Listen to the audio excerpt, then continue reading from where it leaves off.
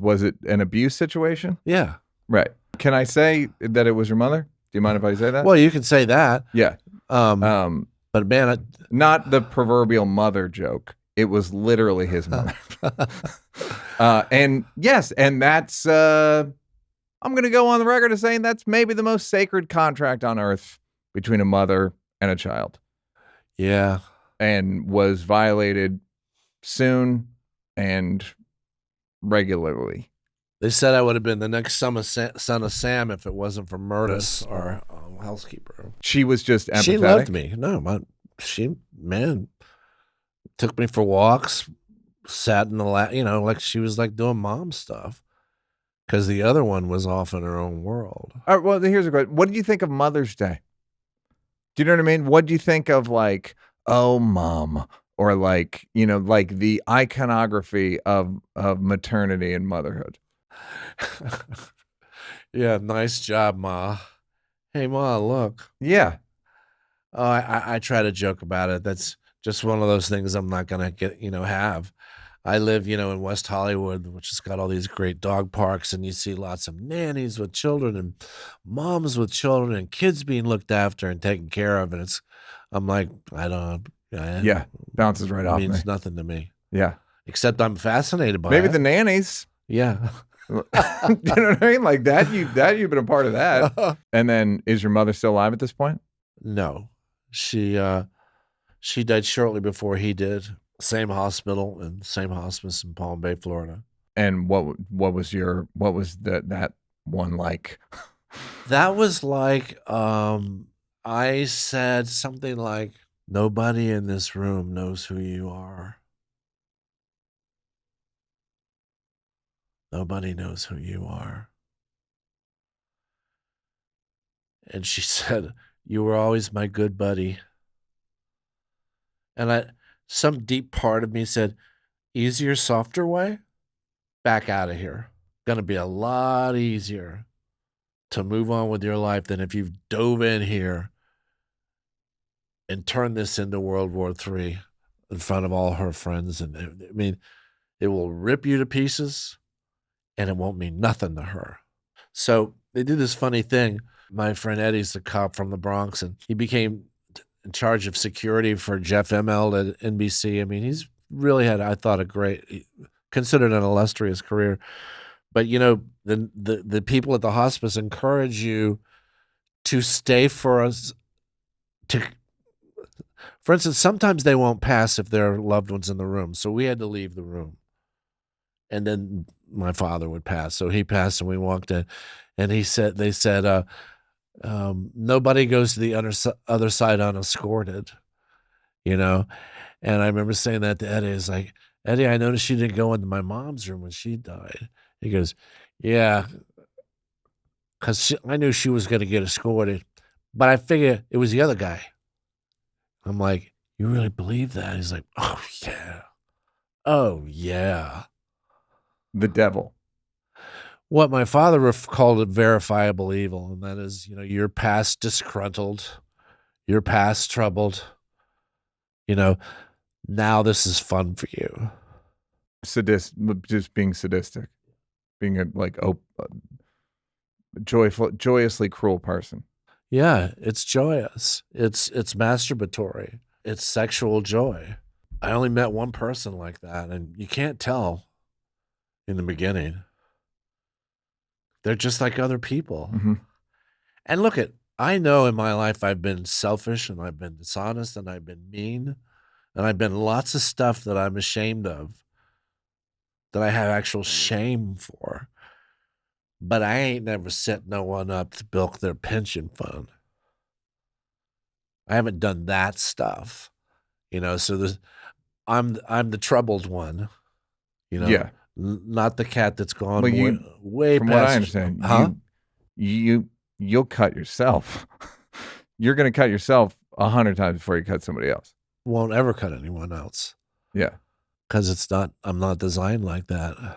I'm designed to have, I don't know. That's deep. I'd have to think about that. Beat to go. No, I don't know. That's deep. What are you designed for? That whole thing was not about killing anyone. That was about providing relief for me. It wasn't even about killing me. It's cutting? Yeah. Yeah. It was just relief, valve, like you said. Yeah. So the dad was a lot of grace, and with the mom stuff, you just go, I don't think it's going to happen. Or has it gotten better my with thing time? was, I just don't hate you anymore. I understand why you're the way you are. I get it. You suffered greatly, and I feel sympathy for you. Nothing frees you from your perp any faster than a little sympathy for the devil, if you can somehow muster that up. And this doctor coached that into me. Empathy. Or it's sympathy. Like, to become that, what do you think happened to her? Yeah, I mean, I've come to a thing with parents in general, which is like, did they do better than their parents? You want to give any parent an A for effort, but sometimes it's hard. Well, no, I had a joke like, it's the generation of parents who were like, we did our best. I was like, so you were drunk hitting your kids, being like, this is me at my best. Like, it's not it. You could have done better. Yeah. Check me out. Yeah. Look at me. Whoosh. Yeah. And the feeling of the limp, you don't feel. How do you deal with that in, I guess, everyday life? Well, I go to 12-step meetings. I live a life of consultation, meaning I really discuss the heavy things that are going on in my life with people around me who I believe care about me. And that really helps a lot. The cognitive therapy helps a lot. Cognitive therapy, just explain. Cognitive therapy is you feel the way you think. Right. It's not what happens to you, it's what you tell yourself about what happens to you. And it's about reframing. It's about reframing and identifying distortions in your thinking process. Yeah. Which, you're thinking stuff you couldn't possibly sell to a jury, Yeah, it's science fiction. Yeah, it's fiction. So I do that stuff. What do you do? I do all of I do all of it. 12-step I've done CBT, I've done talk therapy, I've done the most effective things I've done I wouldn't recommend. It's ayahuasca and DMT, which obviously would break your sobriety, but yeah, and those were transformative, but they're pretty, it's pretty dicey. I've had really responsible doctors say, do you want to try ketamine? I did ketamine 2 months ago. I did ketamine in a way that didn't work for me. And then I did it, once I did the ayahuasca and the DMT, it kind of opened up my. But that was a positive experience for you. Ketamine was the first time I did it was not. Did. The ayahuasca and the DMT changed me. Yeah. Changed the way abuse changed me, the way trauma changed you, the way abuse changed. It unchanged it, which is incredible. I really hear a lot of that in England. I hear in England that people are using that for depression. Yeah, absolutely. Because there's no other therapy that's worked.